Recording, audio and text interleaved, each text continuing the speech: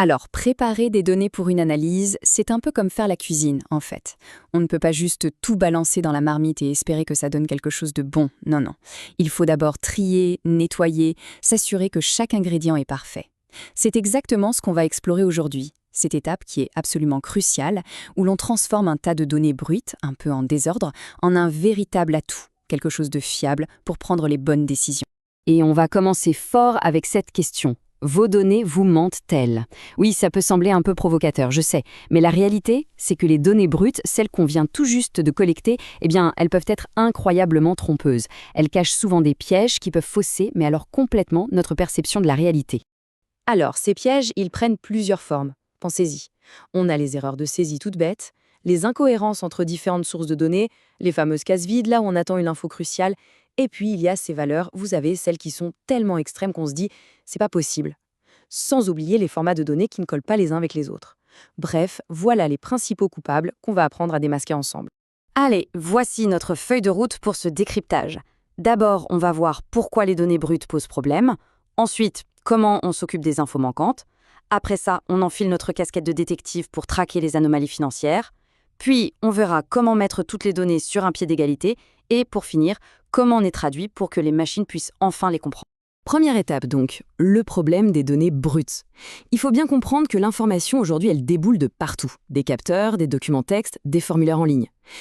Le truc, c'est qu'aucune de ces sources n'est pensée pour être analysée directement. En clair, les données ne sont tout simplement pas prêtes à l'emploi.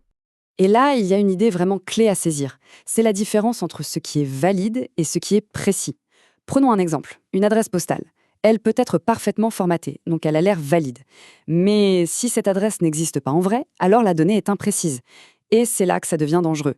Une seule petite erreur comme ça, si on ne la corrige pas, peut mettre par terre toute une analyse et nous amener à prendre de très très mauvaises décisions. Bon, passons au premier grand défi, un vrai casse-tête du nettoyage des données, les valeurs manquantes. Qu'est-ce qu'on fait de toutes ces cellules vides, de ces trous dans nos fichiers? C'est super délicat parce que le but, c'est de compléter le puzzle, mais sans inventer une nouvelle image, si on veut être clair.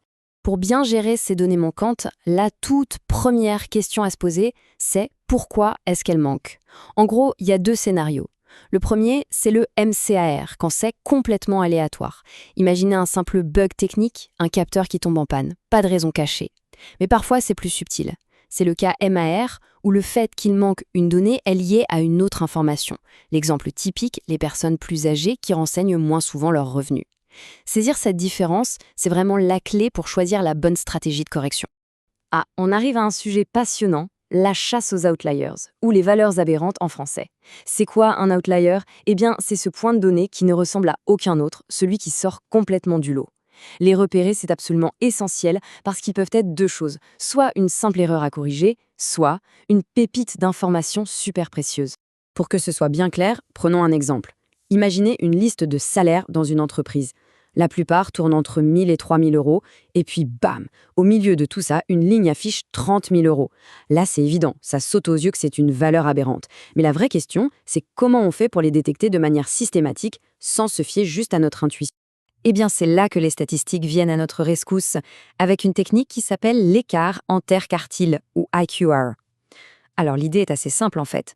On va se concentrer sur le cœur des données, en mettant de côté les extrêmes.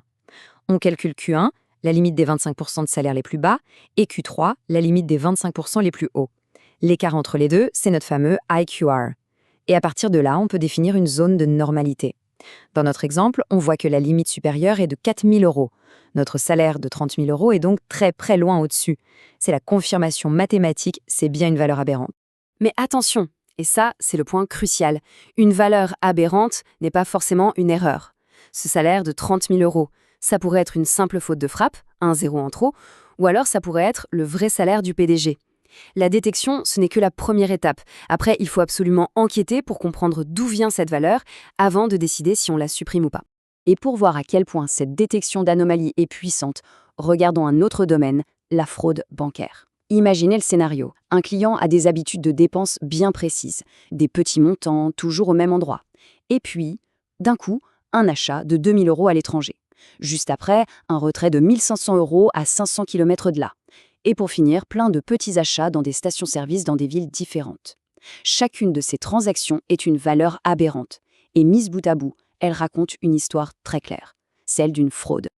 Ok, prochaine étape super importante, la mise à l'échelle. Nos données sont propres, c'est super, mais maintenant, il faut s'assurer que toutes les variables jouent sur un pied d'égalité. On ne veut pas qu'une variable, comme un salaire en milliers d'euros, écrase complètement une autre, comme l'âge, juste parce que les chiffres sont plus gros. Le but, c'est vraiment de créer un terrain de jeu équitable pour nos algorithmes. Alors, une première méthode pour ça, c'est la normalisation. L'idée est simple. On prend toutes les valeurs d'une colonne et on les écrase pour qu'elles rentrent toutes dans une fourchette précise, en général entre 0 et 1. C'est très pratique.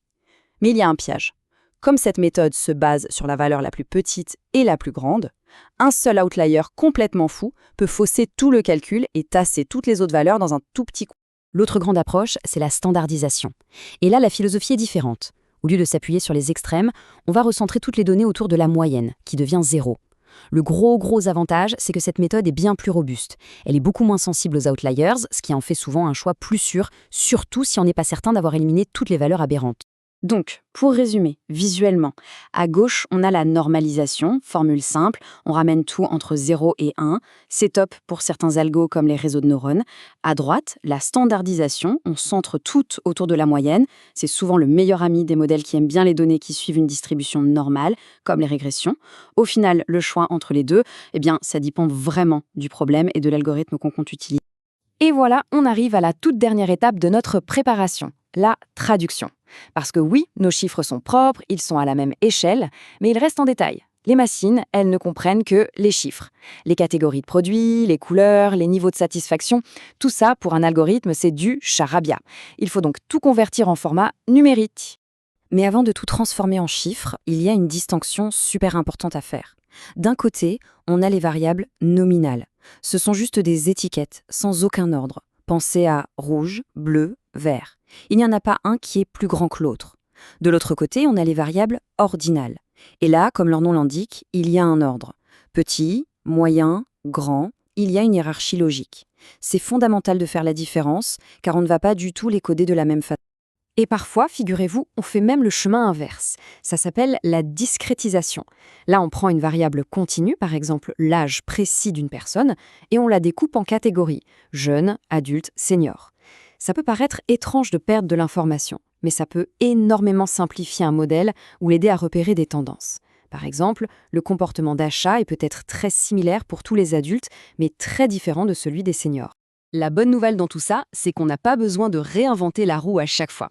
L'écosystème Python est rempli d'outils surpuissants pour nous aider. On a Pandas, qui est le couteau suisse ultime pour manipuler et nettoyer les données. Il y a scikit-learn, la grande star pour tout ce qui est détection d'anomalies. Et pour les cas vraiment tordus, il existe même Pyodi, une bibliothèque spécialisée qui est un véritable arsenal avec plus de 40 méthodes de détection. Et je sais, toute cette théorie peut paraître un peu complexe, mais ce qui est génial avec ces outils, c'est qu'ils rendent tout ça incroyablement accessible. Pour vous donner une idée, normaliser tout un jeu de données avec Pandas, ça peut se faire en une seule et unique ligne de code. C'est aussi simple que ça. Toute la complexité est cachée, ce qui nous permet de nous concentrer sur ce qui compte vraiment, la logique de notre analyse. Et nous voilà au bout du voyage. On est parti de données brutes, un peu chaotiques, et on arrive à un ensemble de données propres, cohérents, prêts à être analysés. Tout le travail de préparation est fait. Maintenant, la vraie question, la plus excitante, c'est quelle histoire ces données, maintenant qu'elles sont impeccables, vont-elles enfin pouvoir nous raconter ?